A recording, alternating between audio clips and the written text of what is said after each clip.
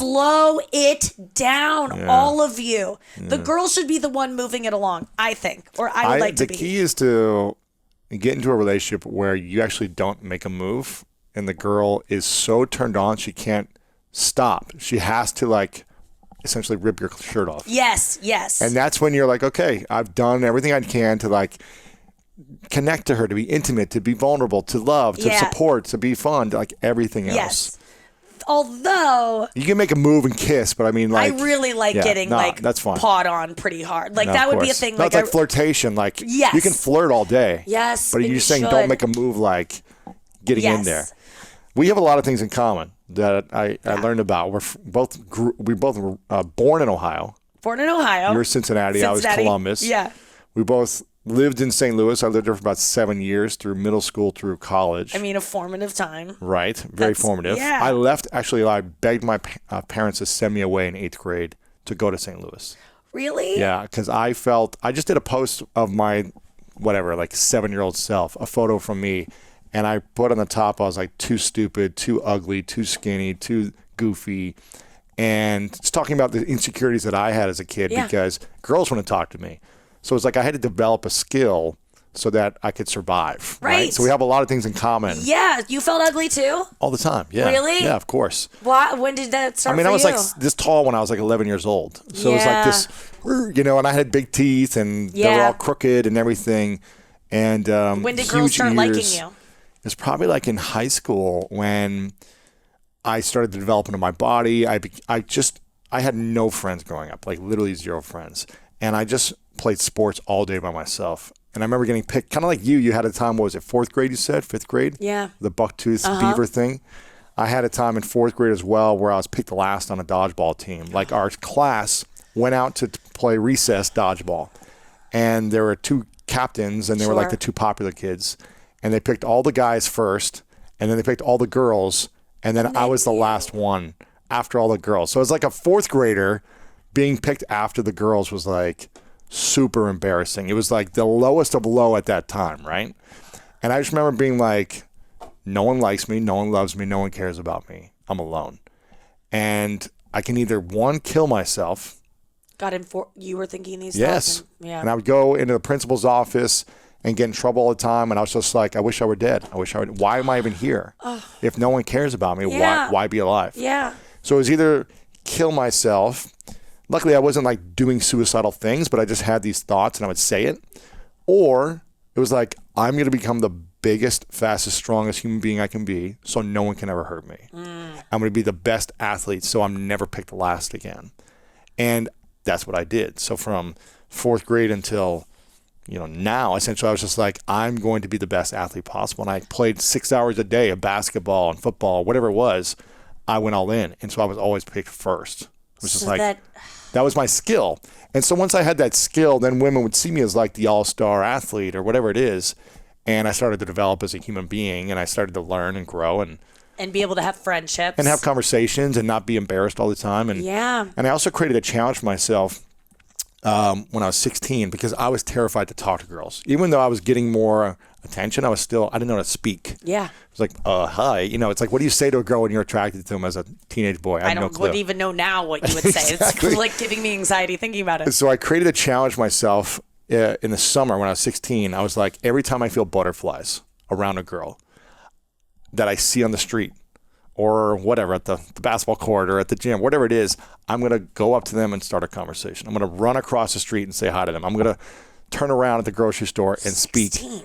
And for 3 months, I talked to girls every single day that I was terrified to talk to.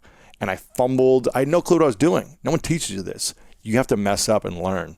And by the end of the summer, I felt so confident. I could talk to anyone. And I'd still get rejected a lot, but I just didn't care anymore. Because just the sheer number of rejection, like I was just like, okay, I'm still alive. I'm alive, and I still have this friend, and I'm healthy, and that's why I asked you before. I was like, okay, if they abandon you, and then what? And then what? I love that you said that because then what? And then what? It's like, I still have my career, and I'm still healthy, and my family's there, and I think the and then what is that I don't like being when I get romantically jilted, it really throws me off in a way that it makes me a person I don't like. I get vindictive.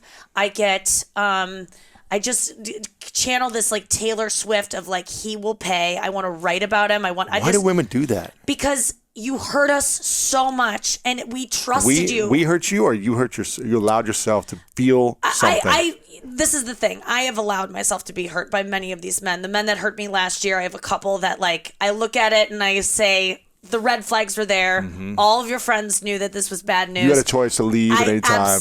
I had a choice to not do those things with him and build that intimacy when I knew it was going to fall apart. But I did choose it. But at the same time, I also have avoided a lot of people by being like, no, this is not good. I know I'm going to... Sometimes guys trick you into thinking it's going to be more than it is. Mm-hmm. And I don't mean that they don't intentionally do it. Right. I think there are some guys that do that, but there are some guys that think this is becoming something and this is leading to, and you think, oh my God, this might be a guy that is my boyfriend. That might be my husband. I'm like, I'm 35. When I think about a boyfriend, I'm like, is this it? Right. And you start getting excited. Yeah. You start fantasizing about it and people go, Nikki, don't fantasize. And it's like, well, if I don't fantasize, I don't have anything. Because I haven't had a boyfriend in so long. So the fantasy is like so fun. The crush, the buildup of it. And then when that guy meets someone else, decides he doesn't like you anymore, is also too scared of intimacy himself and rejects you, it is devastating. And I can't work as hard. And I'm so scared of that pain. I think that's what I'm really scared of, is just being hurt. You know what's crazy? I feel like until you fully fall in love with that pain, you're not going to be able to fully throw yourself into a relationship. Fall in love with the pain. In a sense of like, I'm not saying I want you to go through pain and experience a lot of it, but you need to be okay with it, I think. And it's like accepting yourself in the pain. Yeah. Like, do you feel like you've ever fully accepted who you are? No. I feel like you're always going to be hurt. You're always going to be hurt if you never accept who you are. I'm trying. Like, I am doing everything to accept who I am. It's like what don't you accept about yourself? I don't accept being average.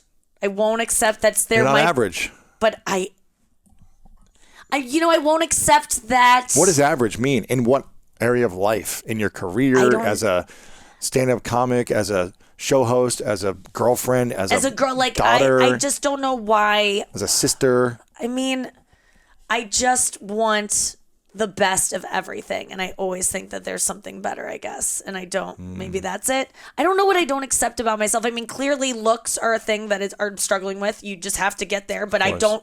Easier said than done. Yeah, and that's what I get. I get so mad because a lot of times I think women, when I talk about these things, women who are so in the body positivity community kind of bristle at me saying, I think looks matter and I wish I were prettier, and it makes me depressed that I'm not. I can't help that. And it would be a lie for me to be like, I love myself. And so I want to be there. I would kill to have that kind of Lizzo confidence. Right. But it's just not hard. There for me yet. No, I get it. I mean, like my entire life, I feel very confident. I feel like I love myself. I believe in myself, but I've never had a six pack. Like it's almost there, but it's like, gosh, I wish I didn't have like this little layer of like fat in my stomach. And I've always had messed up teeth. And when I was 16, I also had 8 teeth removed because I was going to get braces. I had my 4 wisdom teeth removed in St. Louis. Dude, I had 8 teeth removed to Shut have my... up. You did not. I swear to God, people never believe me when I said I had 8 teeth removed. Look at this. So they took out so many teeth. These two here, and then my 4 wisdom. So I got them taken out, and I never got braces because it was football season coming up, and I didn't want to have like a mouth guard. I had the same and smack in there. Going.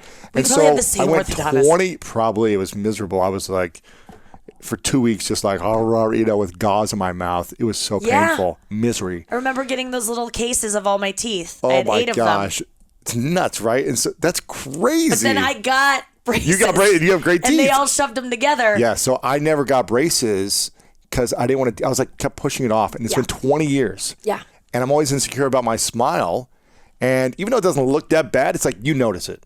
You know, when you're in the mirror and you notice it, you feel it. You're like, it's. It doesn't matter if people don't. And I got gaps when you look on the side. And it's like, I finally was like, you know what? 6 months ago, I was like, screw it. I'm getting Invisalign. So I wear Invisalign now. And I'm like, you know what? I don't even care. I'm just going to smile and people are going to see it. And I'm going to accept myself through the discomfort. Yes. It's not like perfect. It's not perfect, and people will say something, but I'm like, I'm working on myself to get better. Yes. Thank you for watching this video. If you want more inspiring clips like this, make sure to click right here to subscribe and click right here to watch that next video that is specific to support you in your life.